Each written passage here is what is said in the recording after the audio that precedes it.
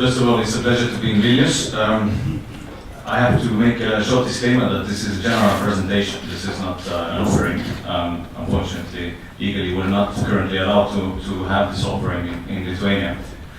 But, oops, yeah. But for the next 15 minutes, I would like to give an overview of Baltic Horizon. You know, the name of Baltic Horizon is quite young, only a few months, 4 months old now. But the story, you know, every journey has its background and history. So I'd like to share more about that. Also tell you what exactly we are, what is our goals, and give an overview also of our portfolio, which is the heart of our business. So the fund got started back in 2010, when after the financial crisis, with a group of Finnish, Swedish, and Baltic investors, we started to look for opportunities in commercial real estate investments across the Baltic states. And having gone through the boom and the bust of the last, what we call a commercial real estate cycle, there was a lot of things that we saw that was going to be different this time around. And when I think Lithuania and Vilnius, with the help of Mr. Kubilius back in the day, with Vilnius being very successful in attracting those nearshoring companies, those Nordic banks to offer, to open their back office centers here. That was a trend that the Swedish and the Nordic investors really liked, and for them it was, back in 2010, a sort of a vision that this would continue. And when they make investments into the Baltics, they make investments into the same type of tenants, but they just at a different geographical location. Also, the Nordic banks are all financing here, and the quality of buildings is sometimes even better than seen in the Nordics. So it made a lot of sense for them, also due to the fact that the yields were also higher here compared to the Nordics, 2-3 basis points, 2-3%. So that was really the start of the investment story in 2010. So it was really back in 2010 when we first made the investment. It was an office building in Tallinn in 2011, and from then onwards we made one investment a year. The first investment was a back office location in Tallinn, and that has been in the portfolio for 5 years. It has had high occupancy, so we continued until the end of 2015, when we had 5 properties in the portfolio, approximately 90 million euros worth of assets. We targeted our assets to be in Baltic capital cities because that's where the liquidity risk of Baltic real estate investments is the lowest. And really at the end of 2015, the investors were thinking that, why are we selling this portfolio now in 2017? Like, it used to be in the Baltics, you start a real estate fund, you have a year when it starts and a year when it exits. Also, we had an exit in line, which was going to happen in 2017. And March this year, we gathered with the investors, and it was a unanimous decision to not sell the portfolio and rather search for something that has been very successful in the Nordic countries, especially in Stockholm, in Sweden, where a lot of listed real estate companies are, which generate regular cash flows, and without the term, not a sort of fixed exit time in the horizon. It was also a precondition of the investors in the meeting that we should raise additional money, and that's when we started to really prepare for the IPO in June in Tallinn. And it was also a precondition that we do a listing in Tallinn for the Baltic investors, since it's a Baltic investment fund investing into Baltic properties, but due to the large Swedish investor base, we should additionally list the fund in Stockholm, and that's what we're doing right now. So it was quite a preparation period for the IPO, and Brexit in the end of June really didn't help either. It was quite volatile for a couple of weeks, but we ended up raising approximately close to 30 million euros in gross amount.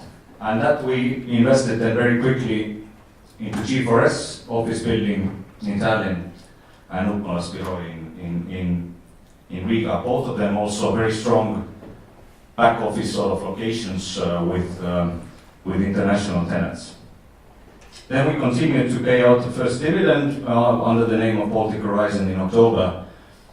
And beginning of October, we declared a wish and a goal to get listed in Stockholm and to raise additional capital for the additional investments. So what is Baltic Horizon? Baltic Horizon is a real estate fund which doesn't have a term, which primary goal is to pay out dividends to its investors on a quarterly basis from the rental income generated by the long-term tenants that it has in the portfolio. We also, in addition to dividends, which we target to be 7 to 9% per year, we aim to create additional value for the investors, approximately in the same amount, either through indexation of rents or finding other, for example, smaller expansion opportunities which to realize. So the total return target is 15% per year.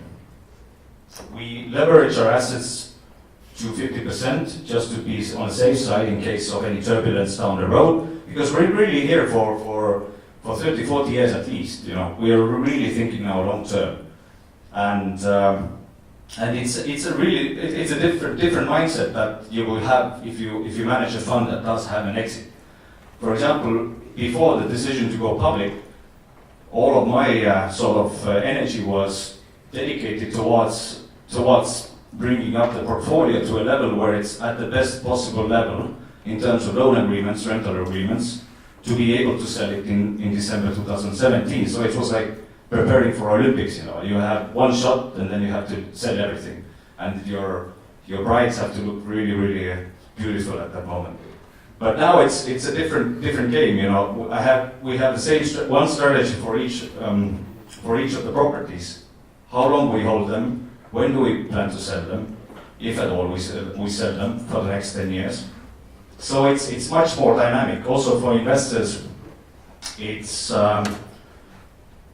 I had a good dialogue, I remember, with Swedish Church, with Swedish Church Pension Fund, which is the anchor investor in the fund since the beginning, and he asked me, so who are you going to sell this portfolio to? And I said, well, I have 5 phone numbers on my, in my phone. I'm going to call maybe Viljar Arakas, the gentleman at Lords, maybe a few other people, East Capital. But that's really, the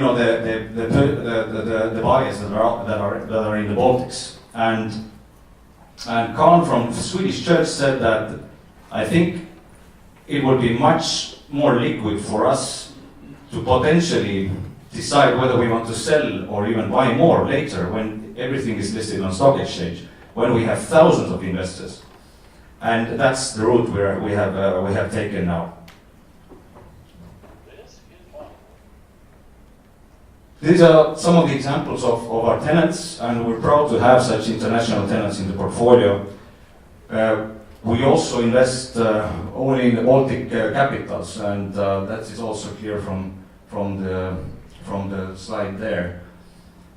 Now another thing, of course, is we have investors that are coming from Sweden, and they look for investing into Baltic Horizon as one of the alternatives, risk return alternatives, and the returns that they can get in the region, especially in the Nordics, where the yields have dropped below 4% in many cases, then the Baltics continuously are very attractive.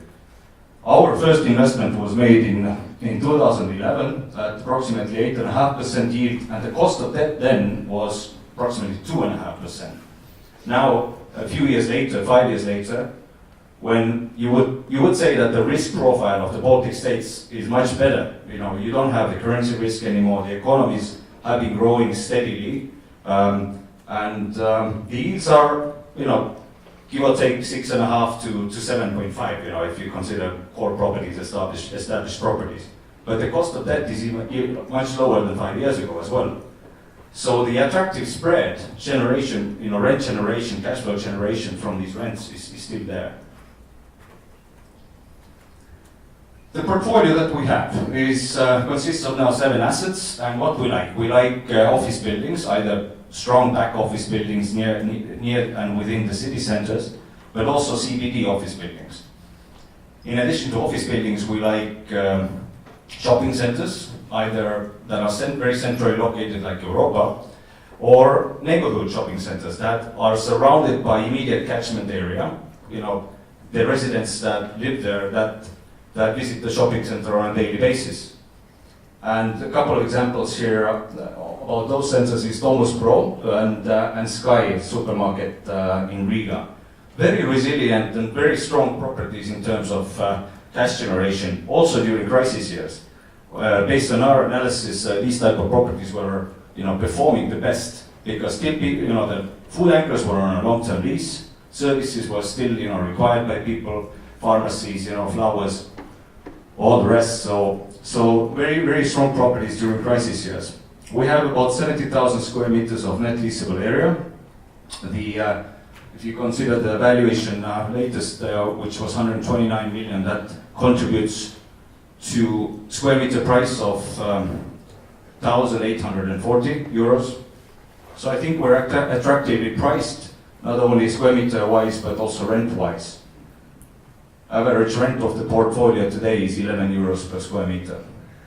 But I think to illustrate the vacancy number here, it's good to have a portfolio where you have a diversified asset base, across cities, countries, and segments, and as well tenants, because overall the portfolio's vacancy is 1.9%, even though in Lincona today we have 8%, which is roughly 800 square meters. So in absolute terms, it's not a lot. But again, you have this portfolio diversification, which helps to keep these figures very, very attractive. So this is an example of how the performance of the fund had developed.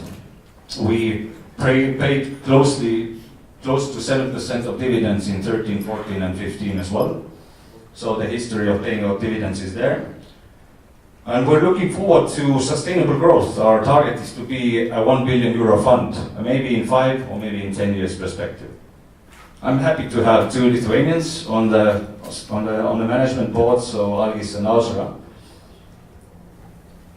And this is also a view of the sort of decreasing level of management fees. So in summary, we try to manage our risks as much as possible with our investments into Baltic established real estate. We do invest into Baltic capitals. We have only preferred office and retail segments for the time being.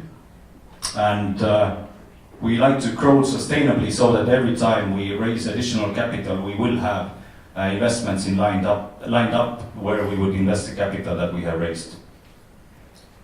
So thank you very much.